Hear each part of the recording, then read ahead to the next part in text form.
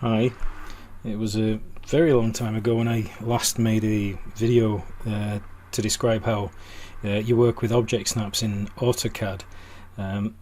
It was back on AutoCAD 2002, so we're talking nearly 18 years ago possibly.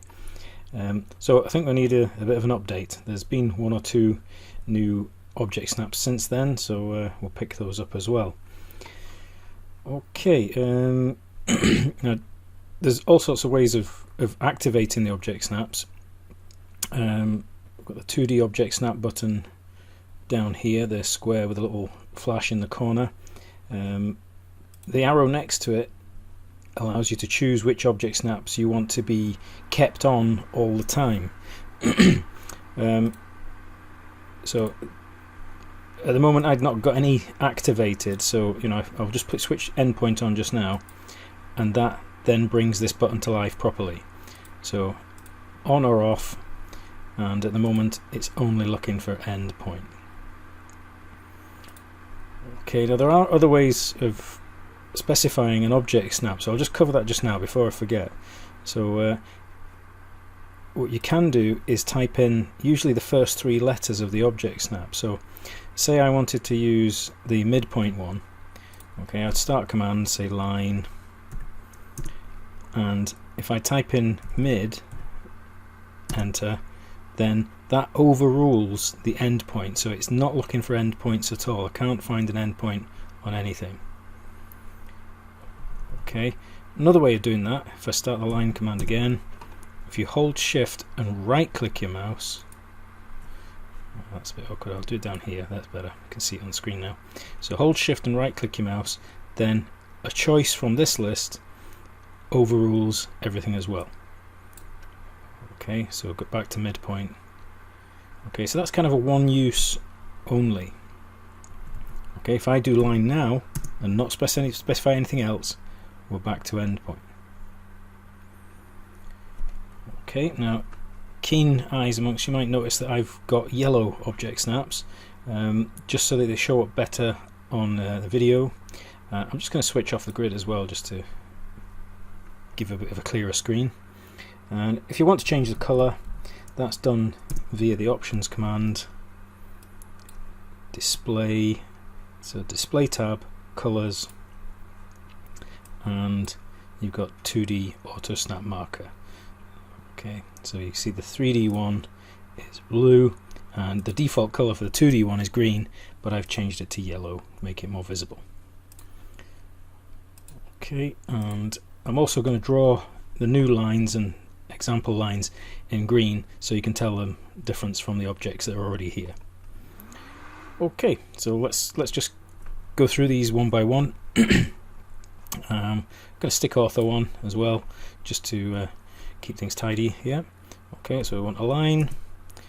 Okay, from an endpoint. I'm not taking it to anywhere else just now, but I could take it to an endpoint here. A line from endpoint into space. Okay, that's pretty obvious. The corners here also count as endpoints. The corners here on this shape, which should be open at the moment. So let me just open that shape. Okay, I'm just going to adjust this slightly for later on. Okay, but these are all endpoints as well. Even though it's two lines meeting, you've got the endpoint of either of those lines. Now, if I want to find a specific endpoint, there's a way you can do this. If I try and start the line command, if you use the tab key, you see it allows you, if you press the tab key with a second or so in between, you're able to jump from one end to the other. Okay, also one last thing with endpoint is that you don't necessarily need to go right to the endpoint. As long as you go somewhere just beyond the middle of the line, it will find the endpoint for you. So if you see what I mean, okay, if I go just to either side of the midpoint, it gravitates to the endpoint. You can left click at that position. Okay, so next one up, midpoint, line again, from midpoint. You can't find a midpoint on a circle, okay, because it's an infinite shape, it doesn't have a midpoint. The arc does though. We've got a midpoint on the arc, and we've obviously got midpoints that we can work with on that closed shape. Okay, let's just get rid of these, keep the screen a bit clearer. Okay, next one, we've got the center. Okay, I'm going to switch these two off as I go, so we're just doing one at a time. Okay, so it's a line. Now, sometimes it will kind of detect the center for you. Other times you have to go to the circumference. Okay, I tend to go for the circumference. It's kind of a bit more definite. Okay, if I try to find the center of the arc here, it's really struggling. It doesn't know where that is at all. Okay, so I do have to go to the circumference for the arc. Okay, so if I want to draw a line from the center of this circle to the center of this arc, it's absolutely accurate. Okay, let's take that away. Next one is one of the newer ones. This is geometric center. Okay, now that's pretty obvious on a shape like this. Now imagine, if you did a diagonal in two directions across here, which we'll just do. We'll just put endpoint on as well. Okay, so the geometric center here is pretty obviously going to be where those two lines cross. Okay, now with a shape like this though, it's a bit different. So let's just join this together. Okay, so we should have a closed polyline here. Oh, hold on, let's just make sure it's closed. I'll just edit that and close it. Okay, we try and draw from the geometric center of this object. Let's switch endpoint off again. Okay, so it's only looking for the geometric center. Okay, so it's actually in this position. Okay, now this is a kind of a gravity position. So imagine you were making a mobile. If we suspended this shape from that point, it should lie level. It should be horizontal. Okay, because the weight of the material over here is getting balanced by the weight of the material over here. That's the logic. How it works that out is mathematically beyond me, so I'll leave that for greater minds for sure. Okay, and you can't find the geometric center of the circle because it just uses the circle center instead. It doesn't offer you the asterisk icon. Okay, but could be useful. Could be useful. Okay, next one up is node. Okay, now a node is actually a point. Okay, you can use the point command to create nodes. Now I've specified PD mode as 66 here, and this adds a shape to the point, otherwise you can't see it. So if PD mode 0, all we see is a dot. Might be difficult to see on the video. PD mode, let's say 33, we get a circle instead of the dot. PD mode 99, circle, square, and a diagonal cross. There's lots of different permutations of shapes through the PD mode command, but I usually go for PD mode 66. Gives you a very clear position. Okay, we don't usually draw points. It's a bit pointless kind of just drawing points. They're usually generated either kind of through surveys or through the divide command. So if I use divide and I want to divide this object and I want to see where the thirds are, so let's say 3, it generates the nodes. It hasn't broken the object, it's just generated the nodes. Okay, now I could draw lines from node to node to node very accurately. Okay, let's scrub those. Very useful one, node. Quadrant, also pretty useful. This is the 12 o'clock, 3 o'clock, 6 o'clock, 9 o'clock positions on arcs or circles. Okay, and it depends on which way the axes are facing where your 12, 3, 6 and 9 appear. Okay, so a line from 12 to 3 to 6 to 9 to 12 to 9 to 12. Okay, so it's quite a handy one if you're wanting to, say, move a circle from its edge up to another object. If I just demonstrate that, I'll move this circle from the quadrant point, so effectively it's the top kind of position, top of the circle, to PER, perpendicular to there. Put it back. Okay, next one is pretty obvious. Okay, intersection. This counts as an intersection. So does this, so does this. It's where two lines meet exactly. Okay, let's just make another type of intersection. Okay, so we've obviously got an intersection here. We've also got an intersection here. So let's just try those. A line from intersection, intersection, intersection. Okay, if I move this microscopically,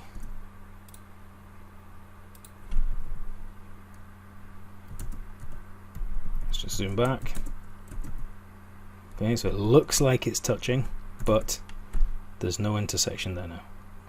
Okay, and that's where the accuracy in CAD comes in, the care to make sure things are touching, make sure things are crossing over. What's next? Okay, we've got extension, one that you probably wouldn't use very often. Okay, so let's draw a line from the extension of this one. Okay, you can see it's pulling the diagonal out there, and so I'm in line with that particular object. Okay, try that again from this one instead.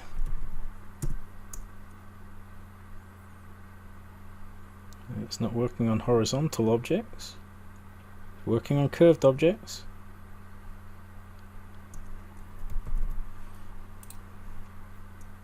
Let's see if that works again. Yeah, it's okay with diagonal, but there we go. Yeah, it is working on horizontal. I thought that'd be a bit crazy if it didn't. Okay. Okay, when you pick up two objects at the same time, then it's where the two of them would meet. So it's a fair bit of hovering. Let's just show that again. So my first object, my second object, and then where they would meet, left click, that's the point that they would have met if they both were filleted together. So I would generally probably just fillet them and then work from that point, but extension could be used. Insertion. Okay, what I need to do here is create a block. So I'm going to define a control point for this shape to be this end point here. So I'm going to put end point on as well. Okay, so Shift Control C lets you define a base point. So the base point is going to be here, so this is going to become the insertion point. Okay, now I pick the object and enter. Alright, if I paste that in now with special paste, Shift Control V, okay, there's my object as one defined block now. Okay, I'll switch the endpoint object snap off because that would kind of spoil the operation, and then line, so it's L, enter. And can you see what it's doing now? It's finding that control point that I defined up here. This isn't a block, this is just a polyline. This one is the block, and it has its insertion point. Okay, we also get insertion points on text. And the default when text is created is that bottom left is the control point for the text, but it can be bottom middle, bottom right, top right, middle right, center center. So that's middle kind of thing. So we're able to draw a line from a text insertion point, and you can move a piece of text then if you want it in a specific position relative to other objects. I could move it from here to the insertion point there. Okay, insertion is a really useful one, but as I say, only works with blocks and text. Okay, next one, perpendicular. Very useful one, as you'd expect. Okay, now you can draw perpendicular away from an object. Okay, so here, if I pick this position, okay, saying, right, where do I want to go? Okay, it is a bit random. Okay, but it's controlled perpendicular to from the object. A useful one generally is to draw perpendicular to an object. Okay, so from perpendicular from that position to perpendicular. Okay, you can't draw perpendicular to a circle. Of course you can. Oh, what a fool. Yeah. Okay, so we should get a different perpendicular here. Okay, and perpendicular away is kind of like what you would call the normal position. So it's perpendicular, but only in two directions. Okay, let's take those away. Extremely useful one, perpendicular. Tangent. Don't get to use this very often, but it is pretty cool. Okay, let's draw a line from this point tangential to the circle. So we'll switch ortho off just now. So we should find two tangent points. Okay, there'll be one at this side and there'll be one at this side. Okay.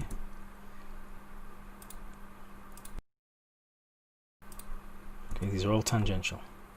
We can also draw tangential from an object to another object. So a tangent from this circle to this one. Okay, and notice it kind of forces you. I'm letting the icon show up here, but it's going to jump to a different position. Oh, it's gone right to the top again, the same place. It's not accepting that bottom position. Maybe if we go the other way, maybe if we go from this circle to this one, there's a direction built up in the circle. No, same again, same result.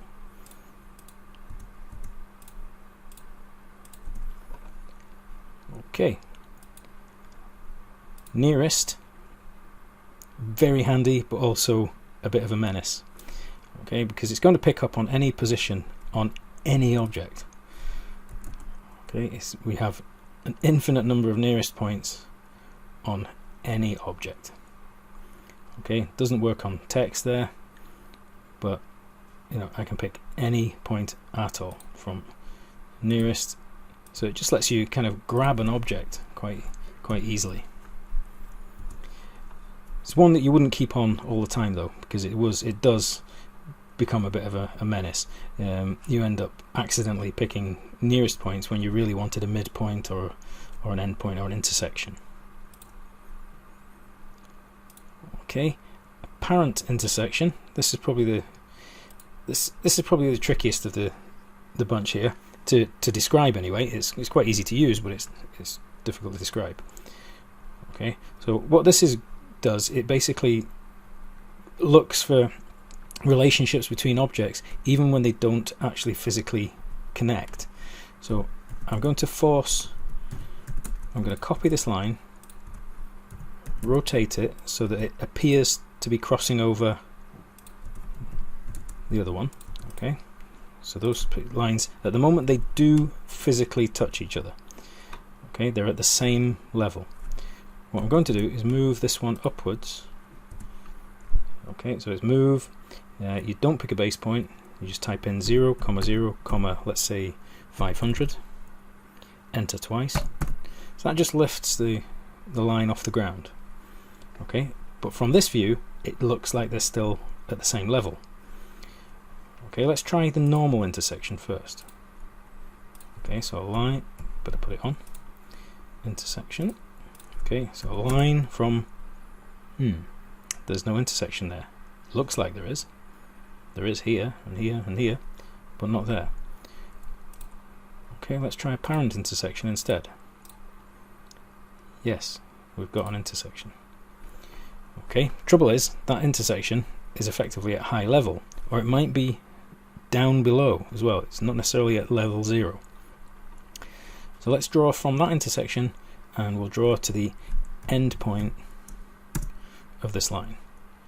And have a look at that in 3D. So you can either use your view cube, you can get orbit through here, or use shift and middle mouse, and we just twist the drawing over. So that way you can see that there is daylight between the two. Okay, so if I list that line, we can see that it's going from a height of 500 down to a height of 0. So the delta, the change in height, is minus 500. So that's exactly what it should be. Okay, but we haven't changed our coordinate system, we haven't changed our view really, all we've just twisted over. So if we try trim, this line, even though it's at higher level, is able to trim that one. And that point is directly above this one. Useful one, that. Okay. And lastly, probably the trickiest of the bunch, is parallel. Now, I really struggle to see a use for this one, but I'm happy to be proven wrong as usual. So let's try this. It's a very difficult one to get to work. So it's a line from, let's say here,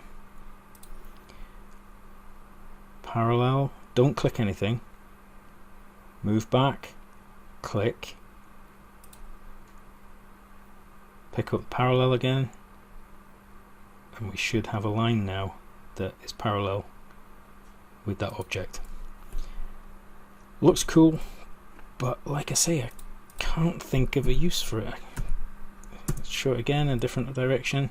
So start point, I'm wanting to be working with this line, click, and now tell it it's that line again, and we're going this way. It's very, very complicated and really can't see the use for it. Let's get back to where we started. Okay, so I think we've covered everything there. I'll just show you the cycling thing a bit more. So let's put quite a few object snaps on now. What else would work? Nearest would work as well, of course, and perpendicular too. Okay, so just looking at a line, and I want to decide on the object snap to use for this object. Okay, so I'm going to draw a line from. Okay, so as I move around, you can see I've got lots of different object snaps showing up.